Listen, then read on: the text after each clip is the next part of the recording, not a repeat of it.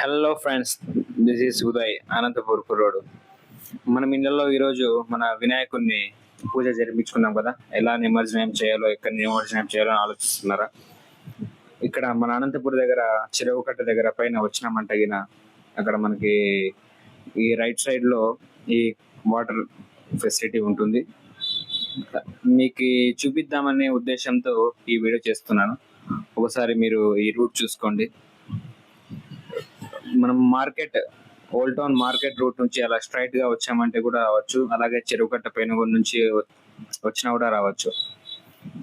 Route తెలియని వాళ్ళ కోసం రూట్ ని ఒకసారి నేను మొత్తంగా చూపిస్తున్నాను. ఒకసారి చూడండి. రాజరాజేశ్వరి గుడి మీకు ఐడియా ఉంటుందంటే ఆ రూట్ రావచ్చు. మనం బుక్కరాజసముద్రం రూట్ కి వెళ్తాం కదా, అలా రూట్ కి స్ట్రైట్ గా వచ్చేయండి. వచ్చేసి మీరు చెరువుకట్ట రూట్ కి యూటర్న్ తీసుకున్న తర్వాత లెఫ్ట్ తిరగాలి. లెఫ్ట్ తిరిగితే మీకు ఆల్రెడీ అక్కడ చాలా మంది కనబడతారు జనాలు. అలాగే వెళ్ళి మీరు మన స్వామి వారిని వాళ్ళ అమ్మ దగ్గరికి పంపించి సంతోషంగా మనం తిరిగి రావచ్చు, నిమజ్జనం చేసి. చూసుకోండి ఫ్రెండ్స్, రూట్ తప్పిపోకుండా చూడండి. కొంచెం లెంతీగా ఉంటుంది.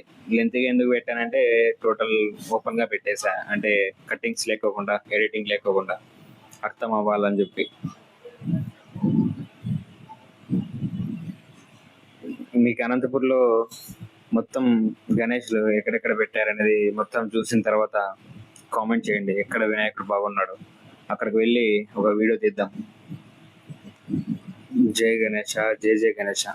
అలాగే మన వినాయకుడు స్వర్ణకార గణేష్ ఉత్సవ సమితి 26వ వార్షికోత్సవం బంగారు బజార్ లో ఉంది.